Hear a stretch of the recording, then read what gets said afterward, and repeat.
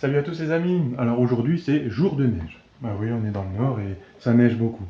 Alors aujourd'hui on va entraîner la résistance au froid.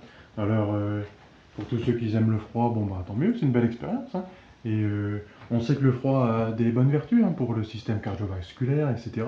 Et puis pour tous ceux qui ne veulent plus avoir froid, et ben le seul moyen c'est de s'exposer à un froid intense pendant pas longtemps. Alors c'est prouvé qu'un un froid intense sur une courte période est beaucoup mieux que par exemple aller dans un endroit froid, mais pas trop froid, et puis d'y rester longtemps. Donc court et intense, violent, voilà. Donc là on sort dehors, paf, c'est violent, et on essaye de tenir, et paf, on rentre. Donc vous êtes prêts? On va aller faire ça, c'est parti. Alors les amis, la neige nous attend, c'est parti. Alors un petit chronomètre, et on y va. Ouais.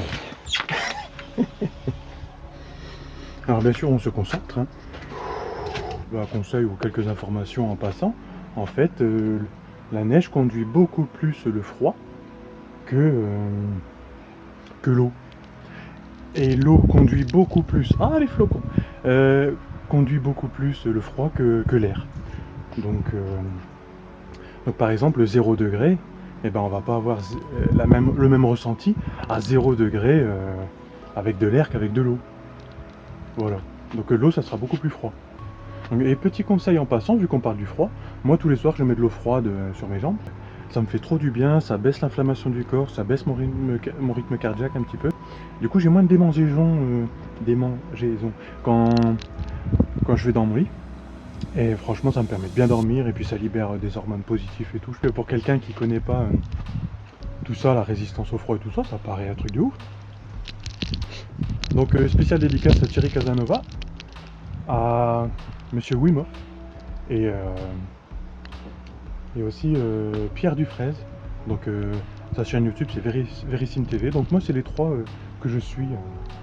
Donc je mettrai le lien dans la description. Et en fait qui nous apprennent tout ça au quotidien. Donc j'avoue déjà que je résiste beaucoup plus longtemps que je ne le pensais. Alors s'il y a le portable qui commence à trembler, c'est normal. Alors question dans les commentaires, si vous voulez des informations. On commence à le sentir là. Ça fait combien de temps? Donc ça fait déjà à peu près 3 minutes 20. Bon bah autant dire que ça commence à trembler là. Ça commence à trembler à 4 minutes. Autant dire que là ça va bientôt craquer. Là c'est le mental maintenant, à bientôt. Ça commence à bien trembler de partout. Alors attention, c'est la première fois que je sors au niveau de la neige, avec un petit caleçon. Ça tremble encore plus, on est à presque 5 minutes. Du coup après c'est mental, on va dire. Je pense pas que le corps va s'habituer. Donc le corps libère plein d'hormones pour lutter, et ces hormones vont nous donner un beau bien-être après, quand on va rentrer. Alors le but c'est de s'exposer un maximum sans avoir trop de conséquences derrière. Le but c'est que le corps s'habitue, ça s'appelle la loi de l'Hormèse. C'est l'adaptabilité du corps humain. Alors autant dire que j'arrive plus trop à parler, là on est à presque 6 minutes 30. On n'arrive plus à parler, ça y est, on perd on perd la concentration, on commence à zizoter. 7 minutes, le vent il tape, ça pique. Limite on a une petite... on commence à s'habituer un tout petit peu, mais j'ai l'impression que je vais me casser en deux. Alors j'essaie de bouger un petit peu pour voir ce que ça donne. On va dire que le corps il se demande ce qui se passe, hein. Donc normalement le sang qui se trouve aux extrémités commence à repartir vers les organes, parce que c'est une question de survie, le corps ne cherche que à survivre en fin de compte. Vu qu'il y a le stress qui commence à s'emparer du corps, et ben il y a une libération du glucose dans le sang. Donc le foie se décharge du glucose. Bon les gens, 11 minutes là, je suis un peu rentré en méditation pendant 1 minute ou 2. Question de dire à mon corps de résister. Bon là avec le vent, le froid et tout, vraiment je pourrais tenir plus longtemps, mais comme je suis pas très habitué à la neige, on n'en a pas encore eu cet hiver. Vraiment là je crois que je vais vraiment rentrer. Et ça va faire du bien. Et c'était vraiment une super expérience. Je pourrais rester plus longtemps, mais ça va encore, franchement ça va encore. Mais honnêtement le vent il tape. Honnêtement ça va. Ça va. Et on rentre. Bon maintenant qu'on s'est réchauffé un petit peu, 11 minutes à recevoir de la neige et du vent, franchement, c'est un pur plaisir. Un pur plaisir, franchement, nickel. 5 sur 5. Non, franchement, ça a vraiment fait du bien et c'est un bon challenge. Je pense que la prochaine fois, j'essaierai de faire un peu plus et on verra bien. Honnêtement, j'aurais pu tenir un peu plus, mais comme le but c'est de ne pas avoir d'effet secondaire, ben là, je pense que je vais pas avoir d'effet secondaire. Quoi, on s'entraîne comme ça à résister au froid. Alors ici, on a la baisse du rythme cardiaque. Bon, par contre, il faut être assez régulier. On va s'exposer au froid régulièrement, et après, notre rythme cardiaque, notre cœur, va s'habituer, et puis en fait, on va avoir une petite baisse de notre activité cardiaque, donc on aura moins de- ça baisse le stress, tout simplement. Qui dit moins de rythme cardiaque, boum, boum, boum, système sympathique, dit moins de stress, forcément, avec, par exemple, la libération du glucose par le stress du foie, du coup, on va moins stresser notre foie, etc. Et bien sûr, bah, de toute façon, qui dit baisse du rythme cardiaque, dit plus de repos, plus de sérénité, donc c'est toujours bon à prendre. Ensuite, libération des hormones de bien-être, ah bah oui.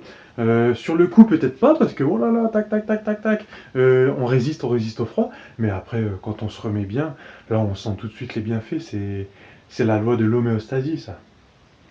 Euh, on va stresser le corps, et il va tout faire pour revenir normal, mais pour revenir normal, eh ben, il va libérer des, des sucres, des protéines, tac, tac, tac, des hormones, pour qu'on revienne à peu près à une balance équilibrée, d'accord? Dépense de calories, bah, c'est toujours bon à prendre, hein. C'est toujours bon à prendre. On dépense de la calorie parce qu'on doit résister au froid.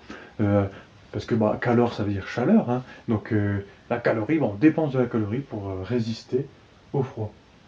Stresse l'organisme, bah, c'est ce que je vous ai dit, hein. Ça stresse l'organisme et il doit apprendre à lutter pour rétablir euh, le, l'équilibre.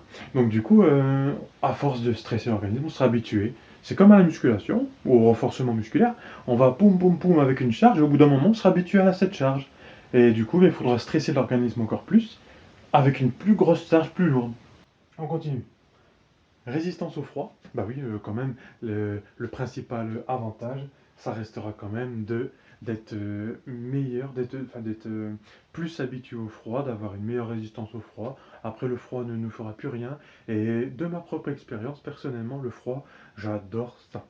Après, bien sûr, il faut toujours rester dans les limites de l'adaptabilité que l'on peut supporter et revenir euh, en homéostasie, en équilibre, hein, en étant bien, sans avoir d'effet secondaire, ou en tout cas le minimum possible.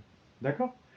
Donc voilà, c'est comme à la musculation, je reprends l'exemple, on va détruire le muscle en le stressant un maximum, juste, et après on va récupérer pour qu'il redevienne parfaitement bien.